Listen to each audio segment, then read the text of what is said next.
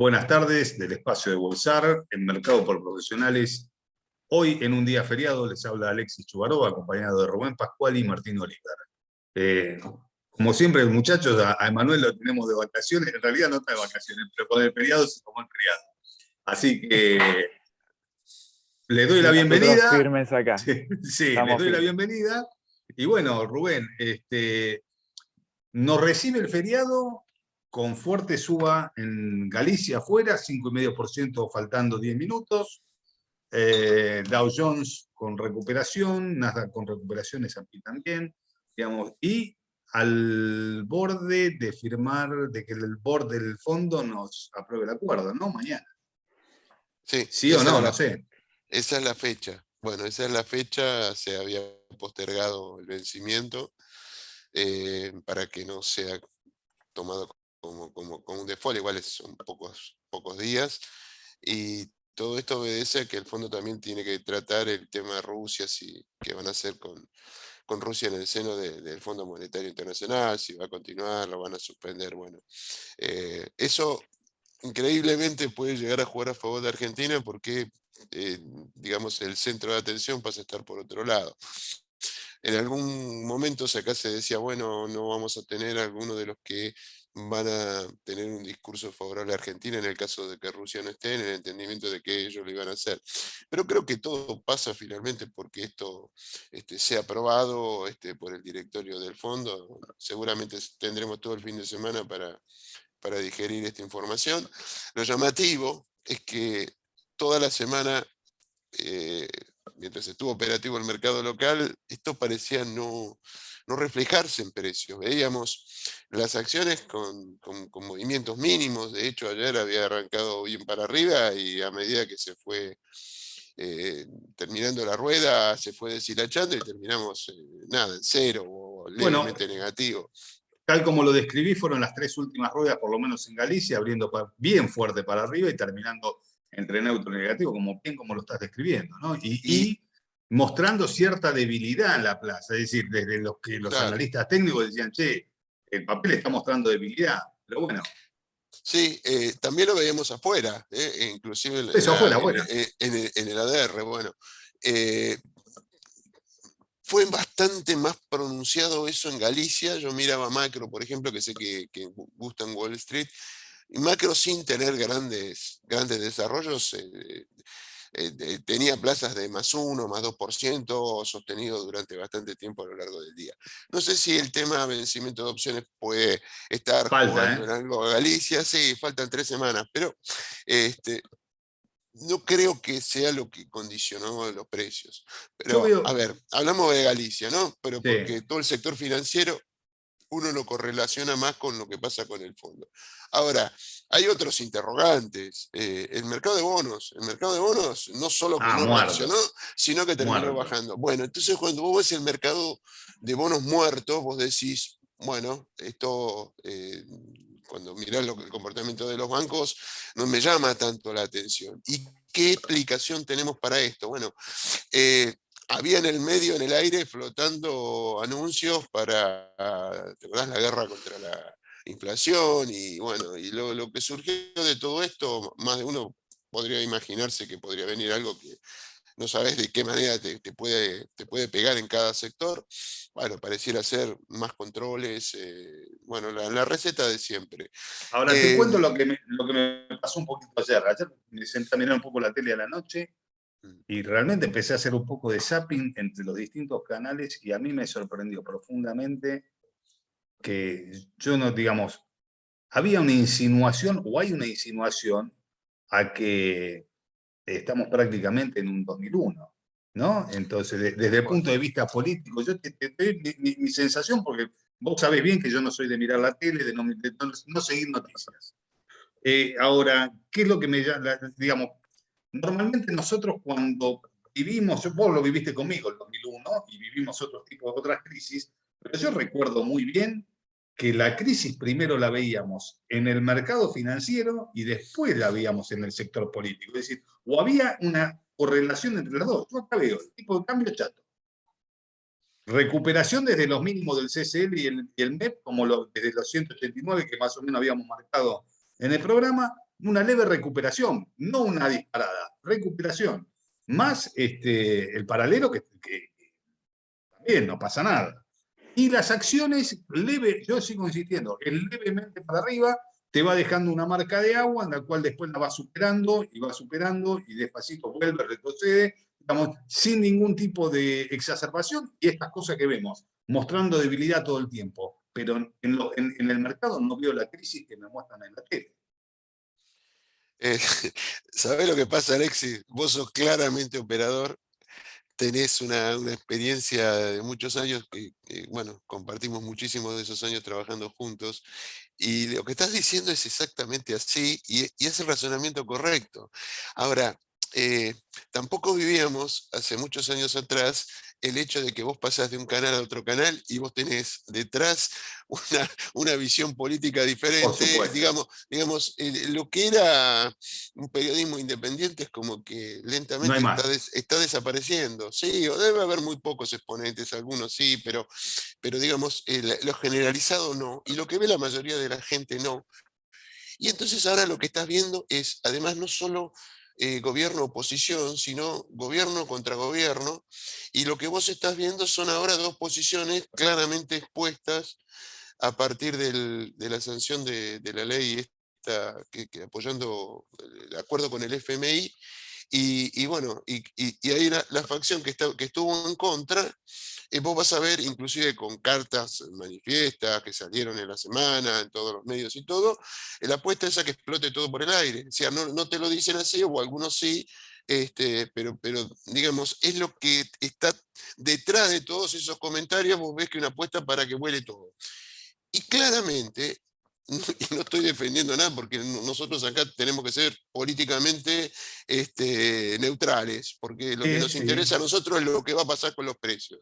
Y vos dijiste una cosa, yo no veo que lo que se esté diciendo es algo equivalente a lo que fue en el 2001, donde claramente era al revés. No nos ayudó el fondo, hicimos todo lo contrario y así terminamos. Y además Bueno. venías además venías de una convertibilidad de no sé cuántos años con el uno a Por uno supuesto. y que el dólar, bueno, y acá venís con un dólar que desde el 2018 hasta acá subió ya casi 11 veces. Pará, no es lo mismo. Te me la querés Pará, contar, claro, contala no, como no, no, pero quiera. el planteo era político, no era tan económico, era No, político. claro, Ya pero es que sabemos todo el quilombo es que económico, eso pero, político, a ver, mira, te a cuento ver, algo. llegué a ver en la tele, pasaron una y otra vez un video de Freddy Villarreal, creo que era, vestido de la Rúa con Alberto Fernández. Entonces, viste, ahí, Claro, digamos, una incitación a algo que por lo menos no lo veo en el mercado financiero. El mercado financiero mostraría otro nerviosismo, que sí, sí. no lo veo, pero para nada. Si si fuéramos La pregunta hoteles, dije, yo estoy viviendo en un termo, que a veces pasa, ¿viste? Vos que ahí en lo laboral y yo está medio en un termo, o están vendiendo algo que no es. me Es parece la que que más me parece. el termo lo tienen otros en la cabeza, me parece. Bien, Yo creo que lo que vos estás viendo se condice bastante con la realidad. Yo te digo de hablar todo el tiempo con la gente, no hay nada más temeroso que el dinero. por Hablemos supuesto. concretamente porque nosotros estamos en el mercado y vemos cómo operan. Y la verdad es que vos ves el inversor argentino, no digo todos, ¿eh? No digo todos. Cuanto más chico, a veces es peor. Y algunos grandes también, porque tienen más cosas en juego. Y se asustan y ven estas cosas y ven el ruido político y ahora se rompe todo y que vamos a tener elecciones anticipadas, cualquier cosa, buscar de Exacto. extremos, todas las cosas que se te puedan ocurrir, que ya a esta altura en Argentina no sabes qué puede pasar, pero la verdad que no están dadas las condiciones para eso, no es lo que Estamos de acuerdo. necesitamos. Estábamos a un paso del precipicio, nos corrimos, no es que nos caímos. Y Bueno, nos corrimos del, sí, pero nos salvo que me corrimos digas del que, precipicio y los que querían que nos cayéramos al precipicio, ahora te dicen, ahora te vas a caer. Bueno, eh, no, a ver, esto es muy loco, pero salvo que me hoy, digas que el board no te aprueba nada. bueno, ahí hablamos de otra cosa, pero no es por Bueno, la por eso. razón pero no es Pero por no la es, razón que vos escuchaste esos comentarios. tal cual, tal No, cual. no. Ahora, saquemos un poquito todo esto de escena. Yo creo que cuando los argentinos no están en la cancha, los activos argentinos suben. Pruebas al Claro, canto lo de hoy. ¿Por qué? Porque miran otra cosa, no miran el día a día como miramos nosotros. Eh, yo no estoy diciendo que esté todo bien en Argentina, que no haya problemas para resolver, porque los hay y muchos. De hecho, el último golpazo que fue el índice de inflación del mes pasado hizo que resucitara un poquitito, que recuperara un poquito de terreno los dólares financieros, lo cual es sumamente lógico. Pero si sacamos todo esto de escena, la verdad, con estos niveles de inflación, con estos niveles de déficit fiscal que nosotros tenemos, sin el Fondo Monetario Internacional, algo tenemos que hacer. Más allá Claro, de que uno puede decir, bueno, el fondo nos condiciona. Ponele que no tuvieras este condicionamiento. Tenés que tomar algún tipo, no podés vivir toda la vida emitiendo o cerrando el déficit tomando deuda, porque en algún momento, si tomás deuda, tomás deuda, tomás deuda, en un momento te explota la deuda, y si emitís, si emitís, si emitís, te explota la inflación. Ya probamos las dos cosas. En algún momento tenemos que hacer algo un poco más racional. Acá no es una cosa que la estamos inventando los argentinos, es una cosa que está probada en el mundo. Lo que pasa es que cuando vos lo mirás con los ojos de la política, ahí se distorsiona todo, porque el interés es un interés político que deriva en ganar una elección, tener más poder y con todo lo que esas cosas implican. Ahora, cuando vos lo mirás desde el punto de vista de escenarios posibles, ¿qué puede pasar en la economía? ¿Cuáles son las cosas que deberían de suceder para que esto mejore? Bueno, está bien que hay distintas escuelas que te pueden aconsejar cosas distintas, pero no es nada de lo que veníamos haciendo. tal cual. Tampoco está tan alejado de lo que te está pidiendo el fondo. Está claro que para cerrar un montón de desequilibrios, algún esfuerzo tenés que hacer. Y lo que se está discutiendo acá es quién hace el esfuerzo. Y el tema es que siempre el esfuerzo lo hicieron los mismos que pagan impuestos, que cada vez son menos y cada vez pagan más. Y entonces, bueno, llega un momento donde tanto va el cántaro a la fuente que en algún momento se rompe y lo novedoso, esto es en mi opinión, me hago cargo de esto, es totalmente subjetivo, de esta situación es que esta vez el ajuste le toca a un gobierno populista, porque no llega un nuevo cambio de gobierno. No es como cuando pasamos al 2015, que cuando asume Macri tenías unos desequilibrios fenomenales, pero había generado cierta confianza, que después la manejó bien o la manejó mal y terminó como terminó, ya lo sabemos. Pero ahora esto está pasando cuando todavía le queda un año y medio, poco más de un año y medio de gestión. Entonces, ahora este gobierno se ve obligado a hacer cosas que ha criticado siempre. Y en el fondo, me la cuenten como me la cuenten, la película es esta. Y hay muchos que no pueden digerir eso y le cambian los nombres a cosas que la economía no tiene tantas vueltas. Es frazada Tal como, cual. o arreglás una cosa, no arreglas la otra. Bueno, nos toca la difícil tarea de ver cómo sobrevivir en el mundo de los negocios a aquellos que quieren ahorrar o quieren invertir en una situación tan complicada. Bueno, aprovecho entonces, ya que estamos con el mercado en la parte local, de la parte política, pasamos al mercado.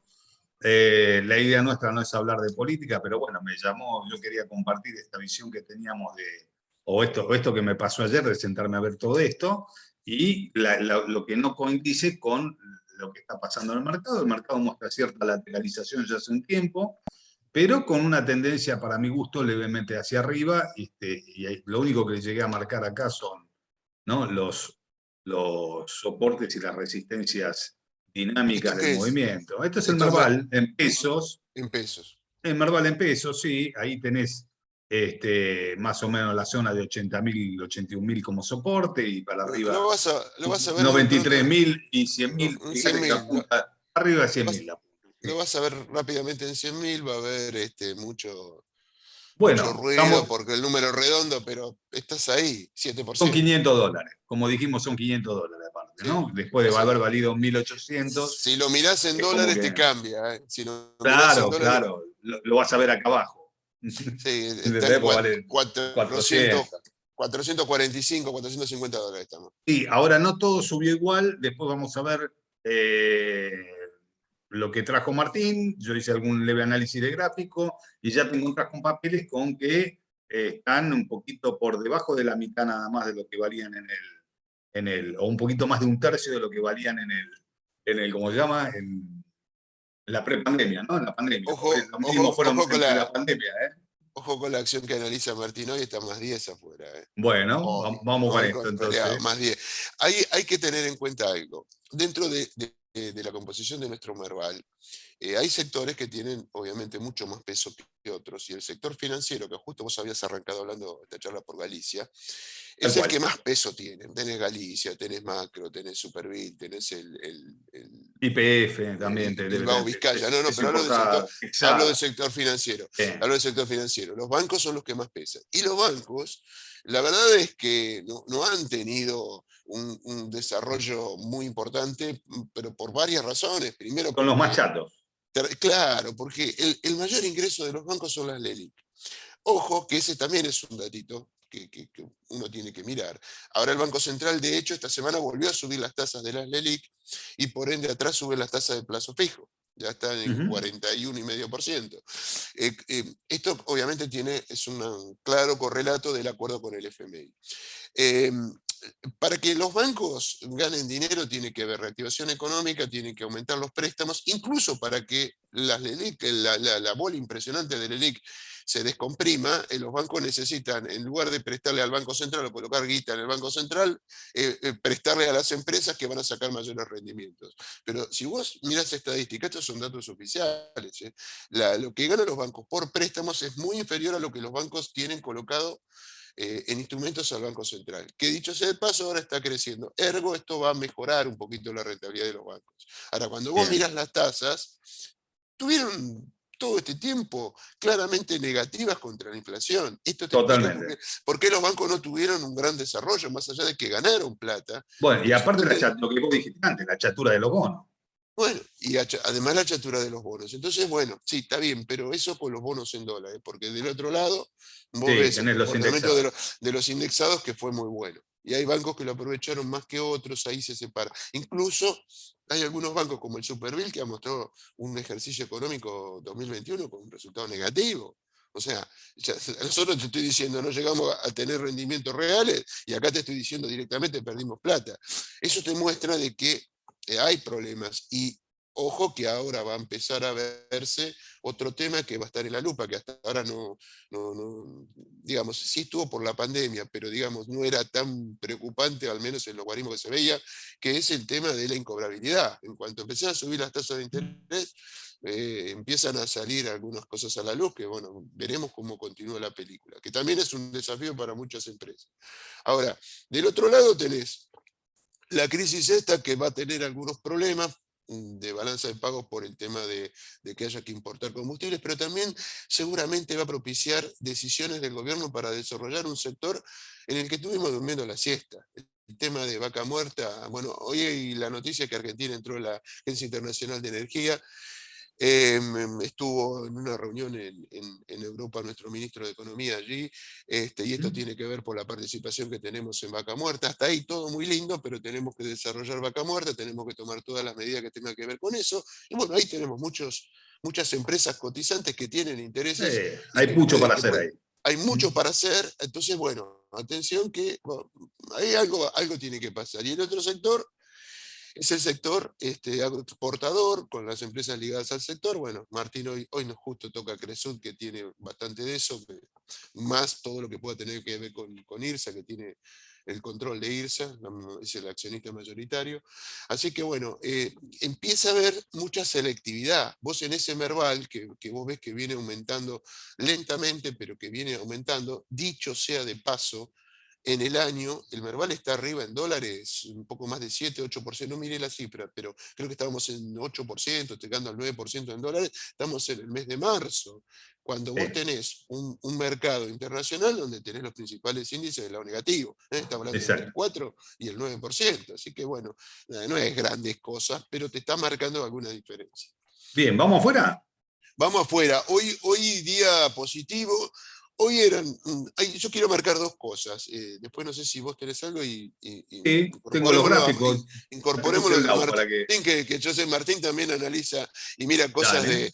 de los mercados internacionales y bueno, aprovechando hoy que no está Manuel. Hoy un día importante para las empresas productoras de chips. Hoy salió dos empresas que nosotros siempre mencionamos y cuando hacemos esas charlas con Martín, que hacemos la comparación Intel y Nvidia por lo que han sido el crecimiento exponencial de las ganancias de Nvidia. De hecho, hoy Nvidia está subiendo más del 8%, pero la noticia hoy fue de que Nvidia, ojo, esto hay que confirmarlo, algunos no creen demasiado que esto pueda llegar a la realidad, pero lo cierto es que hoy está impactando en precios de las dos, de que Nvidia utilizaría las plantas de Intel, entre otras cosas, para fabricar parte de sus chips, lo cual algunos lo miran con bastante escepticismo esto, porque dicen, bueno, pero le estaría proporcionando información anticipada de chips que va a fabricar Nvidia. No sabemos si esto será o no será de esta manera, pero hoy Intel también estaba subiendo un poco más del 6%.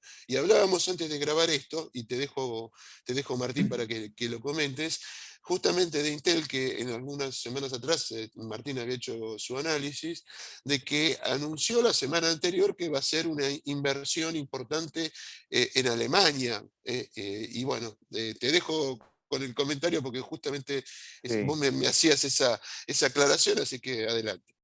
Sí, cuando hicimos el análisis allá, creo que fue uno de los primeros, si no fue el primer análisis del programa, lo que ¿Serio? marcábamos también es la posición geopolítica de la compañía, ¿no? El peso. Y lo que veníamos hablando en la previa es un poco cómo veía varios artículos en donde se hace mención a cómo los analistas empiezan a darle peso a estas movidas geopolíticas que se empiezan a dar, porque en realidad lo que está en juego acá es, hay una gran producción china de chips y Norteamérica, Estados Unidos se ha quedado un poco atrás. Entonces, por parte del gobierno de la administración de Biden hay ciertos incentivos para el desarrollo de ciertas fábricas, que eso fue lo que fuimos comentando en el análisis, para el desarrollo, digamos, poder llevar a cabo dos plantas allá en el estado de Ohio, pero lo que van a hacer en Europa es una planta fundidora. Para los más conocedores del sector de semiconductores, lo que van a hacer en Europa es una planta al estilo de Taiwan Semiconductor, que es la fábrica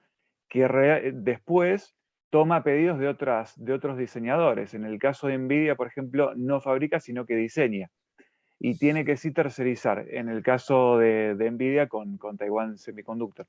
Pero la realidad es que sí hay un gran componente acá que se empieza a notar y los analistas empiezan a ver, que es esta balanza entre la producción china, con toda la incertidumbre que genera el tema de control de datos, control de tecnología, y el gobierno chino metido en los directorios de las compañías con ciertas regulaciones. Bueno, ahí es donde la balanza se empieza a, digamos, volcar un poco más para el lado más occidental. De hecho, la palabra occidental estaba en uno de los titulares que veía que comentaba este tema, ¿no? Entonces, bueno, los analistas empiezan a ver cómo esto que va a llevar tiempo, que vamos a ver a un Intel seguramente lateralizando un tiempo más, muy probablemente, con una Nvidia creciendo al 30-40% de los ingresos, estás hablando de dos compañías distintas, pero con una Intel con ingresos 10 veces más que Nvidia, y si bien son comparables, son dos negocios que los tenés que analizar por separado.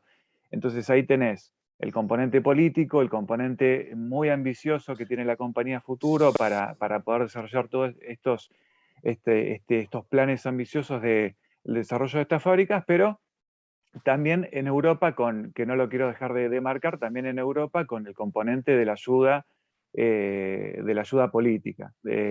Creo que algo más del 30%, no recuerdo si era el 33%, pero más del 30% el gobierno alemán le va a estar ayudando con subsidios para que puedan implantar en su país, creo que estaba Alemania, Polonia y había otro país también que estaba ahí, lo habíamos marcado en el análisis también, que estaban peleando para ver, bueno, a ver qué país se llevaba la fábrica fundidora de Intel. Así que bueno, es algo obviamente a largo plazo que lo vamos a tener que sostener en el tiempo, lo vamos a ver lateralizando, pero si esto realmente se lleva a cabo, estamos hablando de una ventaja competitiva para Intel realmente muy importante, ¿no?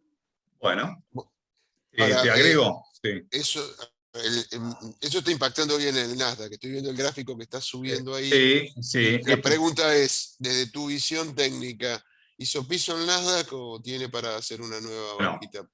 vamos por dos cosas acá. Si vos mirás el gráfico diario, está llegando a una zona de resistencia importante, con lo cual esta zona le va a costar bastante. Ahora yo te lo voy a mostrar desde otro lugar. Vos acordate que habíamos hablado la última vez que más o menos estábamos cerca de los pisos por las versiones que había, y ahora te diría que estamos muy cerca de resistencias más que importantes, pero y te quiero mostrar el semanal, porque en el semanal te marca mucho más concreto, que todavía tenés hasta espacio de suba sin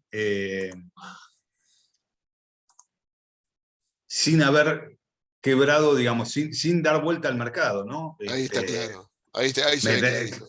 Claro, es decir, vos todavía tenés un leve, si bien estás en esta zona de resistencia, es decir, si sube hasta 14.750 todavía no te dice nada, ¿me entendés? Entonces, es como que todavía tiene espacio. Ahora, si vos te quiero mostrar otros, tanto el Dow como el S&P muestran algo distinto.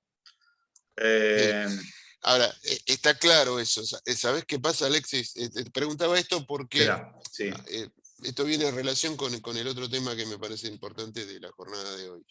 Es difícil pensar que en un año donde vamos a tener varias reuniones con una Fed anunciando suba de tasa de interés, que el Nasdaq recupere y salga volando. Sí, días como lo de hoy o como muchos que vimos en la semana con rebotes de precios, porque hay muchas compañías que realmente son muy buenas y tienen elementos como para sortear esto aún con suba de tasas de interés. Bueno, Pero la vos verdad es que fijate. queda mejor parado las otras acciones, las value, me parece. Bueno, mirá, acá llegaste a la resistencia más importante tanto en el Dow como en el S&P. El S&P ahora después te lo muestro. Este es un gráfico semanal. Con respecto a lo que vos decís, vos fijate que el otro día tuvimos una divergencia en eso de la suba de tasa y el mercado. Subía la tasa, estaba volando, llegando a los 2.40, y los mercados estaban recuperando. Recién al otro día corrió. Sí. Entonces, también tenemos que acostumbrarnos a ver cosas que no son lineales, ¿no? Es decir, el mercado tiene sus propios comportamientos. Espera que te quiero compartir el S&P para que veas que también estamos ahí. ¿Ves S&P? También en el semanal ves una saturación en la zona que está actualmente, ¿no? Los 4.520 es la línea azul que ves que lo contiene. Cosas Sí. interesantes, sí. Tanto el de S&P como el Nasdaq rompieron la línea de tendencia bajista, ¿entendés? Eso es importante. Pero Sí. todavía creo que no terminó el proceso correctivo. Acordate que habíamos determinado esta semana que podía venir un rebote por una cuestión de que estaba cerca, había dispersado mucho con la media y eso. Bueno, fue a buscar la media. Ahora, bueno, la verdad hasta ahora, ¿no? A ver qué pasa, si vuelve a pasar esta zona y cambia un poquito la tónica o no. ¿No? Creo que vamos a ver bastante selectividad ahí. Pero mira, hoy y aporto esto, mientras tanto te dejo si querés buscar, si lo tenés por ahí, ¿La tasa de 10? La tasa de 10. Porque hoy fue la gente de Goldman Sachs que dio su proyección del crecimiento del rendimiento de los bonos americanos. ¿Y qué es lo que dijo la gente de Goldman Sachs? Bueno, mira, con respecto a la tasa del bono de 10 años, ellos veían una proyección de un valor de 2,25. De hecho, hoy está por arriba de eso. Hoy Sí, estaba en 2,30, sí. 2,35. Bueno, lo elevaron a 2,70 para fin de año, en el de 10 Bueno, años. Y hacen, digamos, comportamientos, proyecciones similares para el bono de 2 años, también hacia arriba, y son más moderados con el de 30, con lo cual ven que esto es como algo que vamos a llegar a un techo en algún momento y que luego vamos a retroceder. Por eso que cuando vas a un bono de rendimiento tan extenso como un bono de 30 años, esto termina siendo bastante más moderado. Pero es eso atención lo con que ellos esta están viendo, ¿eh? proyección, 2,70. 2,70. Bueno, Ahí en acá tu tenés gráfico, es 3, claro, aproximadamente 3. a ¿Me fin de entendés? año. A No fin sé de año. cuándo. Sí, qué Bueno, sé no, yo. no, yo te digo, a ver, espera, lo tenía por acá, me la anoté porque, viste, estas cosas hay que tomarlas. Son los mismos chicos que en algún momento, cuando hace algunos años, ¿te acordás la suba del petróleo cuando había subido los 100, lo veían en 160 y al poco tiempo aterrizó en 40? Pero bueno, estas cosas Bueno, pueden pasar. Estas está cosas bien, pueden pero pasar. sí, más o menos fue dando lo que Eh, proyectamos. Habíamos proyectado 230, se dio el 240, tocó, y bueno, y ahora te digo, pinta para 3, ¿no? sí, la de Este, 2 años la ven de 2,90 la suben a 3,15 y la de 3 años la de 30 años la suben a 2,75. A ver, ¿qué quiero decir con será, esto? Una conclusión que es importante para ellos, porque esto sí nos interesa a nosotros. Ellos creen que esto se da y que puede llegar a superarse en el caso de que se den dos condiciones, o que los logaritmos de inflación sean muy altos, mayores a los que vimos, o sea, como que no, a pesar de esta medicina que está metiendo la Fed con la suba del 1/4 de punto, eventualmente, si la cosa viene más complicada, será medio punto, pero por ahora parece que es la dosis que vamos a ver en cada sesión, o que desescale, no dice que escale, que desescale la crisis de Ucrania. Estas dos cosas, o una inflación más alta, o que el conflicto con Ucrania se empiece a encontrar alguna luz al final del túnel, cualquiera de estas dos cosas, en opinión de ellos, podrían empujar más la tasa. Lo de Ucrania es más claro, o sea, lo que hay detrás de este razonamiento es, si no tuviéramos una guerra, tal vez el rendimiento de los bonos del Tesoro hoy estaría más alto. Entonces, si se da la inversa, estos pronósticos que están hablando ellos podrían reducirse. O sea, que la inflación venga más bajo o que se complique el tema de la guerra. Nada, simplemente es un comentario de alguien una firma que tiene bastante peso mercado, y me pareció interesante para comentar este razonamiento un poco para seguir si se viene cumpliendo o no en el día a día en el que estamos inmersos nosotros. Y a mí me dio la sensación que un poco la guerra con Ucrania y eso nos da a todos los que somos países más tirando de emergente para abajo, alguna oportunidad de que nos miren, pues, che, bueno, ahí hay quilombo, pero no tanto como en otros países, digamos, que nos hagan ver un poco más atractivos. Bueno, no solo eso, hoy salió, también veíamos en los diarios de esta mañana, que países como Portugal y España quitaron las barreras para comprar maíz y trigo de la Argentina, cosas, limitaciones que tenían. Nosotros no lo podíamos vender por todas las barreras fitosanitarias que Europa tenía con nosotros. Bueno, liberó Europa de todas esas restricciones a sus miembros, y bueno, ya apareció, bueno, están estudiando, pero ojalá que podamos hacerlo, pero ya me imagino lo que va a venir después de eso. Esto que detrás de eso hay una buena noticia. Después vamos a explicar por qué la inflación en Argentina, porque le vendimos a lo de afuera y qué sé yo. Pero realmente necesitamos exportar, necesitamos dólares, y esto creo que es algo que se está abriendo ahora, y que es lo que decís vos. Se está abriendo ahora, y es una de las ventanas dentro de todo lo negativo, que sube el petróleo, que sube el gas, lo que tenemos que importar. Es una ventana que se abre para que Argentina pueda ingresar a un mercado muy complicado y que por ahora estaba cerrado. Yo entiendo que todo es por conveniencia. Fíjate que de golpe Maduro es de rubio de ojos celestes, dejó de ser un dictador, y todo porque tiene el petróleo que Estados Unidos necesita o quiere proveer a distintas partes.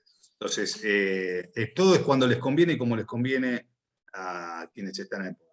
Es una opinión subjetiva y personal. No, es cierto. Bueno, que si les conviene comprarnos, nos van a comprar, y si no les conviene, no nos van a comprar. Entonces es muy simple. Bien. Hablando de campo, creo que ¿Vamos a Cresut? Vamos a Cresut. Bien. Martín, tenés la palabra con Cresut. No voy a presentar la empresa en un minuto porque no estaba bien el video como me gustaba, así que te doy la palabra. Bien, dale. Bueno, vamos a empezar con el análisis.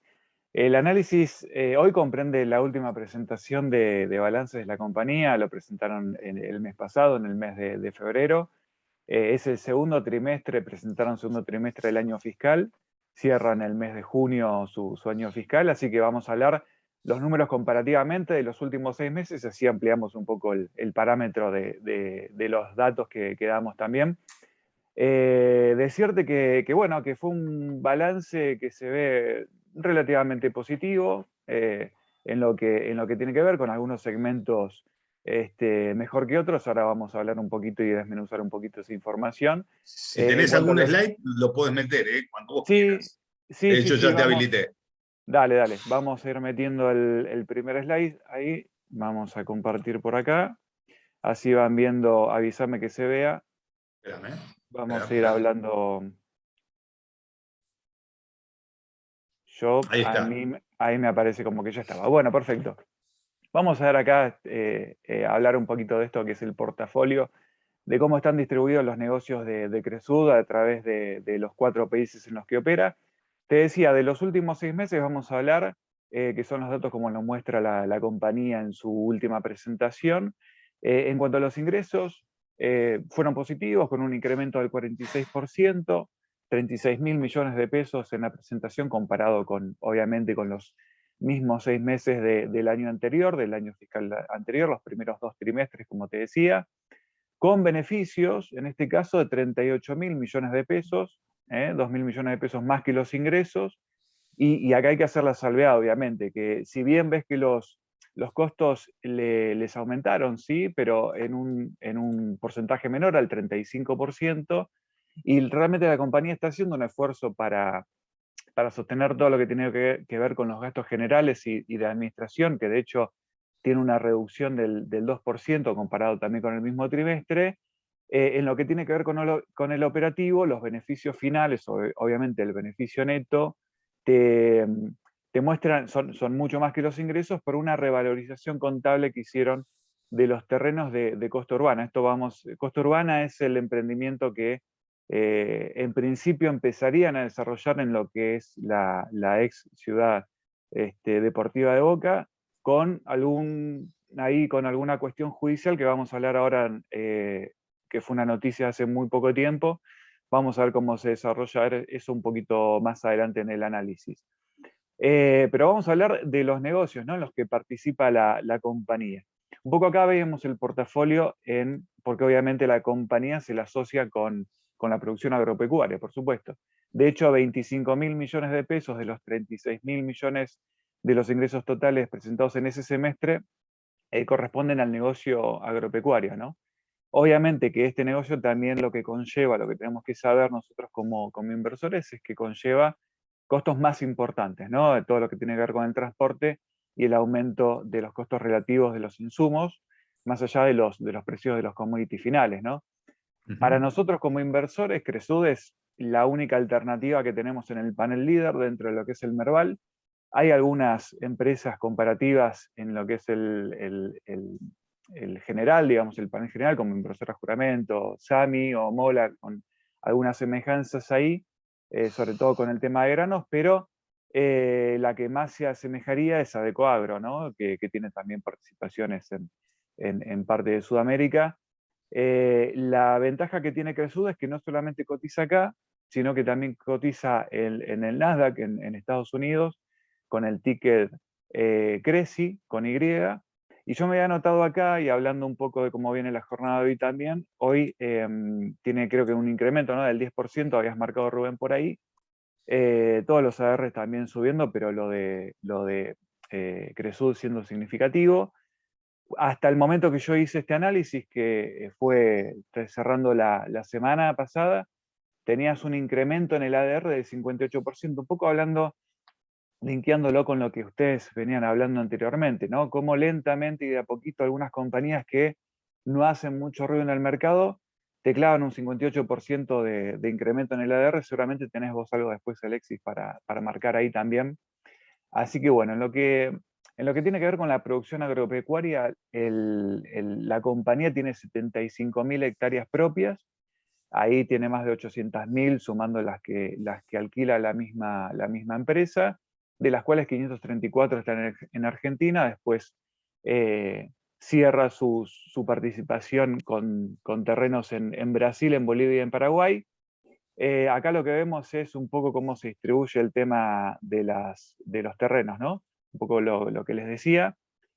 Si hacemos una segmentación del negocio, la parte de granos viene de varios trimestres de pérdida, y en este caso solamente la pérdida es un reflejo de 36 millones de pesos contra 3.800 del mismo periodo anterior.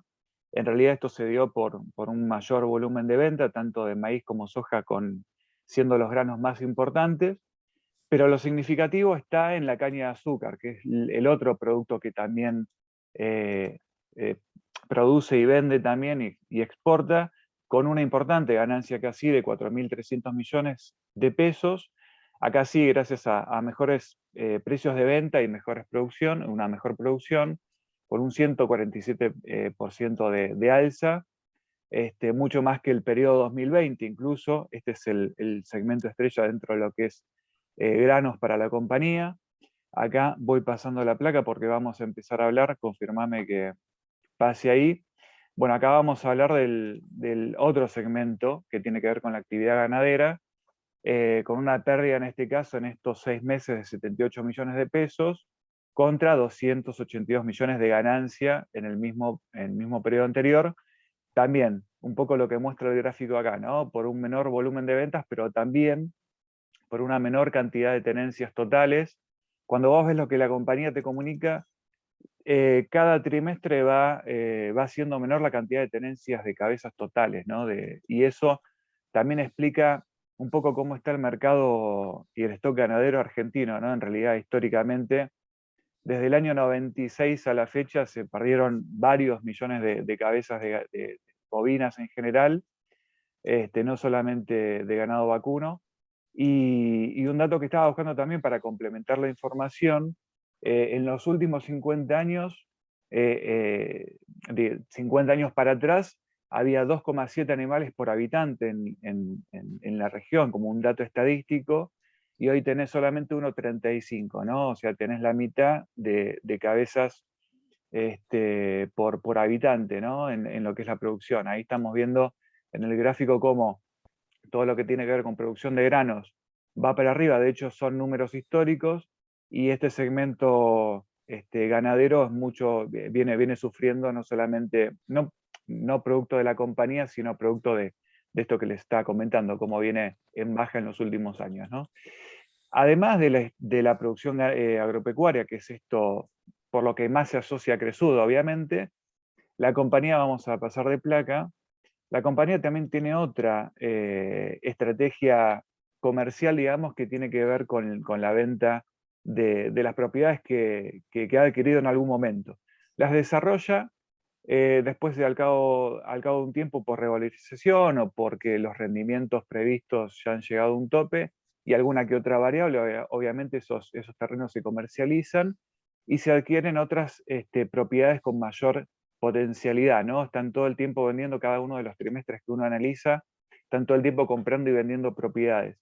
Lo valioso en este caso, contablemente para nosotros como accionistas, es en realidad cómo están valuados esos terrenos. Por ejemplo, en lo último que se mencionó en el último balance, en septiembre, en octubre, mejor dicho, se vendieron 3.700 hectáreas en Brasil, en el estado de Mato Grosso, que estaban valuados a 31 millones de reales, vendidos a 590 millones de reales. O sea, ahí es donde ves la diferencia en cómo contablemente se evalúan las propiedades inmobiliarias, y cómo realmente después la plusvalía que tienen cuando se venden. De hecho, se ve acá y la compañía lo informa claramente, se ven en este gráfico de barras, los campos vendidos por año 2,4, porque generalmente se venden fraccionados, y la cantidad de hectáreas vendidas por año, y lo que vemos acá es la ganancia, ¿no? Lo que está realmente evaluado contablemente, que es el segmento blanco, y la ganancia que tienen al vender esas propiedades, ¿no? Eso es algo que también tenemos que tener en cuenta cuando adquirimos, o intentamos ser accionistas de Cresud, ¿no? Otro de los segmentos, otro de los negocios que tiene que ver con las propiedades, ¿no? Las propiedades y lo que tiene que ver con las inversiones inmobiliarias. Y ellos desarrollan ese segmento a través de una subsidiaria. Esa subsidiaria, como bien marcaba Rubén anteriormente, es IRSA.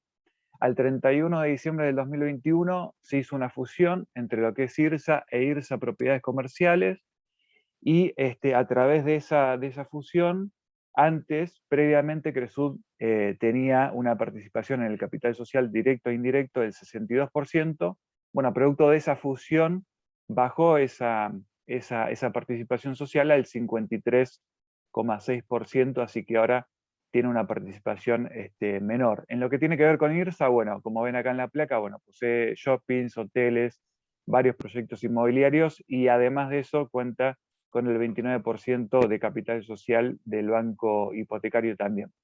Otro de los segmentos acá como accionista, pero más minoritario, tiene que ver con su participación, como les decía, como inversor en Agrofy. Agrofy, que es una analogía a todo lo que tiene que ver con Spotify, ¿no? Estas plataformas online que cuentan de una manera centralizada con ofertas de productos, servicios, información que tiene que ver con el agro, todo centralizado en una sola plataforma online, en lo que tiene que ver con la modernización del sector también, y que ya está generando, viene con una expansión en Latinoamérica bastante importante, al estilo de como se viene expandiendo Mercado Libre, como se vienen expandiendo otras compañías que nacen en Argentina y se expanden al mercado latinoamericano. Hoy ya tiene ingresos por 3,2 millones de dólares y Cresud en este sentido es accionista con el 18% total de esa plataforma, de ese emprendimiento. Si hablamos de la deuda que tiene la compañía, dato positivo en este sentido, tiene una deuda neta total de 400 millones de dólares, es una empresa que, como se darán cuenta, por todo lo que tiene que ver con lo agropecuario, muy intensa de capital, más allá de los segmentos que les comenté, pero en el trimestre anterior era de 420 millones, así que dato positivo ahí, tratando de reducir su propia deuda. Vamos a hablar ahora también de IRSA, cómo está tratando de reducir un poco el balance de deuda.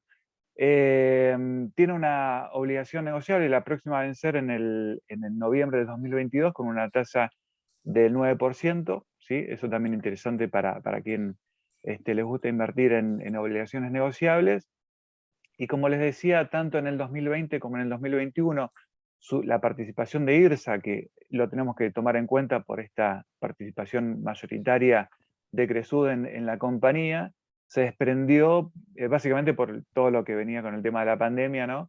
De 30.000 metros cuadrados de oficinas premium que tenían, de ahí logró capitalizar 180 millones de dólares, tratando de reducir un poco el rojo del balance, ¿no? A ver, algunos ratios para que tengan en cuenta, informados por la compañía, y yo también me puse a calcular uno para ver la realidad entre el mercado y la realidad de la compañía. El índice de liquidez que está midiendo lo que es el activo corriente con el pasivo corriente está en 1,21, y la solvencia, que tiene que ver con el patrimonio dividido, el patrimonio neto dividido el pasivo total, de 0,58. Números mejores a los que se calculaban en los trimestres anteriores. Así que para la campaña 2022, en lo que tiene que ver con el negocio puntual, están previendo tener plantado 46% de soja, de todo lo que tienen en plantación, que de las 750 las hectáreas que tienen en su propiedad, ¿no? 262 millones de hectáreas las tienen pensadas plantar solamente con grano. En ese sentido, la soja y el maíz son los granos, como les decía, más importantes para la compañía. Y un ratio que estaba sacando también la cuenta como para concluir un poco el análisis, me puse a analizar lo que tiene que ver con un ratio para tener en cuenta en cuanto a la relación de la compañía al su beneficio respecto del Enterprise Value, ¿no? Calculando lo que es el Enterprise Value dividido el EBITDA, este reflejo de cuánto puede llegar a ganar la compañía, ¿no? Respecto de su negocio operativo. Y realmente me puse a sacar cuentas, y hoy, más allá de estos incrementos que hubo en el mercado, el market cap está igualando a lo que tiene que ver con la deuda de la compañía, ¿no? Estamos hablando siempre medido en dólares contados con liquidación. Hoy por hoy tiene un market cap de 457 millones de dólares contra 400 millones, como les decía, de dólares de deuda neta, ¿no? Sacando la caja. Eso dividido el EBITDA hoy nos está dando 3,3 veces. Estamos hablando todavía, estamos lejos si miramos un poco y hubiera un aumento de precio de su cotización, o sea, un mayor market cap.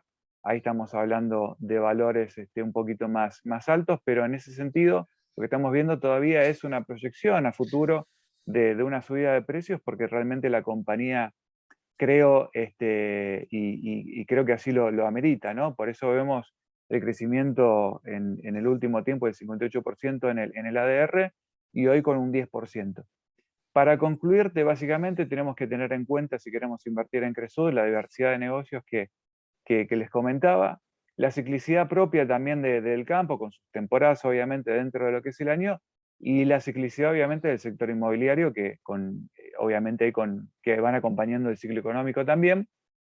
Y algo que no puede faltar obviamente son los drivers políticos, suba de retenciones y demás, que obviamente siempre juegan ahí una mala pasada, pero la realidad es que es una de las compañías mejor posicionadas, que tratan de, todo el tiempo están, como les decía, comprando y vendiendo propiedades, tratando de siempre sacarle la mayor potencialidad posible, y eso, bueno, se ve reflejado en los números, ¿no? Sobre todo en el segmento, como les decía, de compra y venta de propiedades, con esas plusvalías que consigue en ese sentido. Así que bueno, no sé si tienen alguna consulta, si no, es...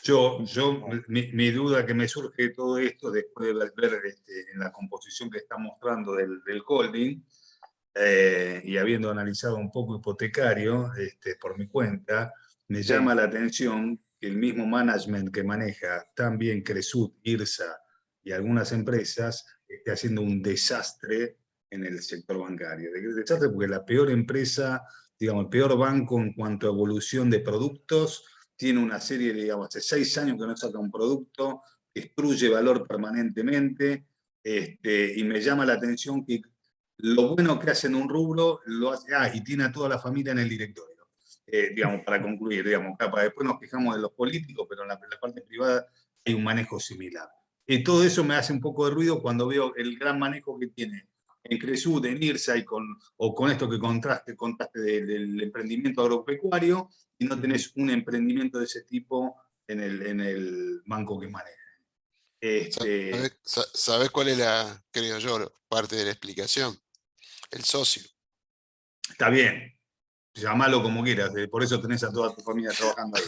Bueno, Porque entonces, es posible, pero banco hipotecario yo lo asimilo más al Estado, sin defender no, a la gente. pero hace 20 años lo tienen ellos el manejo. Sí, bueno, es lo mismo, a ver, yo te explico esto.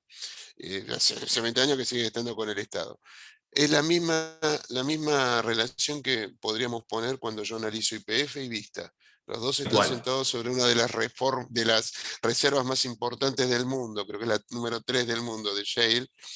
YPF valía $5, $4.50, Vista valía $2.70, $2.80, YPF vale $4 y fracción, Vista vale 9. Cuando vos ves los balances, te das cuenta cuando, ya ni siquiera mirás los balances, cuando vos escuchás hablar al management o al presidente de YPF con Galucho, y bueno, y qué sé yo, es como estar hablando de Zambia y de Wall Street. Realmente, nada, eso explica muchas cosas. Ahora, llevado al tema, mi espíritu bolsero me lleva a otro tema. ¿Cuánto tiene Cresud, el controlante de IRSA? ¿Cuánto tiene? ¿Qué porcentaje tiene? Ahora llega al 53 y 53,6. Porque es una torta más grande, ¿no? Tenía el 62% de IRSA, que a su vez Claro, tenía controlado los shopping. Ahora claro, tiene el 53%, pero están todos los shopping metidos ahí. exacto. Bueno, ¿cuánto tiene el controlante de Cresud? Eh, no, Ese es claro, claro. no hay alguien que tenga, por lo menos cuando mandan la carta al mercado, digo, son cosas que a nosotros como bolseros a veces nos interesan. Primero, que tienen capital comprimido, todas las compañías del grupo. Es como, es difícil, es muy difícil, hiciste un buen trabajo, Martín, pero es muy difícil de analizar Cresud, porque es como Sí, una muy cáscara difícil, de sí. cebolla, Sí, sí, donde vos tenés sí. una sociedad dentro de otra, dentro de otra. Hay muchos que directamente, es decir, es un management controvertido. En esto te doy la derecha, Alexis, no por lo del hipotecario, pero en esto sí, y es una de las críticas que tienen, porque eso hace difícil de analizar, porque vos tenés que estar mirando compañía por compañía. Y la otra gran crítica que se le hace, y que sobre todo se ve en Cresud, que se cobran un fee, que también son ellos mismos, por la gestión que hacen, por el manejo de los fondos, qué sé yo. Bueno, a algunos les molesta más que otros este tipo de cosas. En mi opinión, se identifican negocios que realmente son redituables para el grupo. Yo no tendría mayor objeción, pero hay cosas que entiendo que pueden llegar a ser discutibles. Pero más allá de eso, cuando vos ves el grupo de control y en lo que informan en las tenencias, en la mayoría de los casos no llega al 40% de las acciones de Cresud, que es la dueña de todo ese conglomerado que vos ves ahí. Por eso es que hay una política de emisión de opciones y los warrant y todo, que yo creo que en caso de que hubiera algún tipo de oferta hostil por la compañía, ellos pueden llegar a tener cierto control. Esa es una cosa que muchas veces no se habla, que muchas veces no se cuenta, pero yo cuando veo esos movimientos que pasa algo con el mercado agropecuario, con algo, y mirando un mercado tan activo como el mercado americano, te digo que es una empresa que es muy apetecible por todos los activos que tiene, y no hay nadie que claramente tenga el control, al menos de manera directa. Así que Bien, atención con estas cosas, porque uno no sabe en qué momento las circunstancias, el contexto, o como se está dando ahora, donde el tema commodities es esencial, más todo lo que hay atrás de la compañía, puede hacer que en algún momento tengamos alguna puja. Y una puja en un papel con capital comprimido sabemos cómo termina. Nada, no bien, digo que esto esté pasando, pero nada, lo quiero contar porque estamos hablando de bolsa y estas cosas bien. pasan. Te cuento un poquito, dentro de los papeles el Cresut es de los más privilegiados, los que mejor recuperaron post-crisis. Martínez venía diciendo que recuperó un 50%, sí, del último trimestre, Me quedé porque corto. te quedaste corto del mínimo, digamos. Sí, Es un sí. papel que valía $22, ya bajó a $10 en la prepaso, digamos, Sí. y post-paso directamente fue a valer $2, ¿no? $2.20 más o menos, cumpliendo más o menos la expectativa de siempre, el 10% del máximo que toca. Entonces, entre $2.20 ya cerró 8.40, por 4 prácticamente. Es Claro, decir, por Sí, 4 en claro. dólares, podés tomarlo desde el mínimo post-coronavirus, si querés, ¿no? Digamos, los mínimos estos están más o menos de la fecha desde el segundo mínimo del coronavirus. Eh, por supuesto, cuando uno mira, por eso quise mostrar el gráfico largo, porque cuando uno mira el gráfico largo todavía tiene espacio de recuperación. Pero me parece que hay empresas que no han recuperado lo que recuperó este Pampa, por bueno, ejemplo. Alexi, Eh, tomemos la que cuando empezamos a hablar hoy hablamos de Galicia, que por ahí la tenés más fresca claro, en la retina. Galicia, Galicia, 70 y pico de dólares, vale sí 10. señor, sí Tiene que subir señor. 7 veces. Y acá con que suba una vez y media ya están los máximos. Recordemos que Exacto, está dentro del ahí voy. contexto argentino. Eso es lo que querías decir, está Exacto, ahí clarísimo. voy. Esperá que te quiero mostrar lo mismo, pero en el gráfico semanal. Sí, es decir, yo hoy no sería de los papeles que elija desde mi punto, de mi manera de operar, ¿no? Porque mi manera de operar tiene que ver con buscar a los papeles más retrasados también. Este es el gráfico Claro, semanal. El gráfico semanal también ves una gran dispersión con respecto a las últimas, digamos, con respecto a esta media. ¿Entendés? También, digamos, es como que si yo tengo que esperar una suba, la esperaría en otros papeles y no tanto en esto. ¿Entendés? Es decir, acá se va a enfrentar a una serie de resistencias entre esta zona y los 9, yo te diría el máximo que tocó, 9.50, una cosa así. Todas esas resistencias lo va a hacer un poquito más pesado. bueno, Este, hay algunas cosas que pueden llegar a ser buen explosivas. volumen igual, ¿eh? Sí. No, pero hay algunas cosas que pueden llegar a ser explosivas. Primero, recordá que es un papel con capital comprimido. Como le gustaba decir a Carlito Fontana, en mi opinión, el mejor periodista de bolsa de todos los tiempos, ¿cómo lo extrañamos a Fontana? Eh, le gustaban este tipo de papeles. El tema de IRSA, que Martín mencionó, todo el tema de costa urbana, que está ahora con algún problema judicial porque hicieron alguna observación y tanto el gobierno de la ciudad como IRSA hicieron una apelación en que le frenaron esta adjudicación que tuvieron. Pero si esto llega a salir, a ver, lo que se me ocurre a mí como comentario, como una postal, no digo que sea necesariamente tan así. Hay dos negocios, hay un negocio inmobiliario que, bueno, eso va a demandar tiempo, pero hay otro negocio que es esa cantidad de tierras que originalmente eran un poco más de 70 hectáreas, hay más de la mitad que le quedan para el gobierno de la ciudad a modo de resarcimiento, o digamos, tiene que ver con la negociación que hicieron ellos, pero ponen en valor algo, es como si yo tenía un pantano, lo tenía evaluado símil pantano, y se me convierten en metros cuadrados en Puerto Madero. ¿Se entiende? Sí, Eso sí. es lo que se llama actualizar un activo, y es lo que Martín contaba recién, que fue una cantidad muy importante de revaluación de activos, que en mi opinión todavía no llegan. Le recomiendo a que le interese el tema leer la reseña informativa, la última reseña informativa de IRSA, también lo pueden ver en la de Cresud, donde les digo hasta los párrafos que tienen que ir a mirar, donde Eduardo Goldstein dice la cantidad de metros cuadrados que se pueden construir y la evaluación que tienen esas tierras. Y les sugiero que hagan la siguiente cuentita. Fijarse a qué valor están valuados todas esas tierras y divídanlo por los metros cuadrados que se pueden construir, y van a llegar a una evaluación en dólares de a cuánto tienen valuados los terrenos. No digo más nada porque no quiero influenciar a nadie, son cuentas, la información está publicada, pero bueno, ahora está este tema judicial y hay que analizarlo. Después vendrá Bueno, todo lo que sea el negocio inmobiliario, que hay que desarrollarlo. Entonces, ahí tenés un potencial que es economía real. Obviamente necesitas que el país funcione, que tengas las autorizaciones, bueno, y además sumarle los granos, todo esto, qué sé yo. Así que bueno, nada. Y una última acotación. Te digo, pues es una empresa que la he estudiado mucho porque requiere mucho estudio, y aún así no llego a saber ni el 10% de lo que tengo que saber. Martín hablaba del tema caña de azúcar como cultivo estrella. No es la caña de azúcar en Argentina, es en Brasil. Ojo que son otras magnitudes, es otra cosa. Esto lo hace a través de Brasilagro, y es algo que ha estado funcionando bastante bien. Lo aclaro porque vos sabés lo que pasa cuando vos producís en Argentina y querés exportar. Sabés todos los problemitas que tenés. Brasil es diferente. Así que bueno, esta es otra cosa que ahí también la mano del management es interesante. Nada, hasta bueno, acá llegué. bueno. Por eso, a mí me pasa esto, me gusta mucho el manejo en determinadas empresas y no puedo creer el desastre que hacen en este Tiene cosas gallo. controvertidas, compartimos. A ver, sí, yo sacaría un poco el tema del socio, bueno, pero ponerle que te doy Pero un es que no poco lo podés sacar, no lo podés y sacar, no lo podés retirate, sacar. si no te gusta, retirate, es así. Bueno, lo que Pero pasa es bueno, que lo deben, a ver, si vos no, lo debo tenés usar como caja.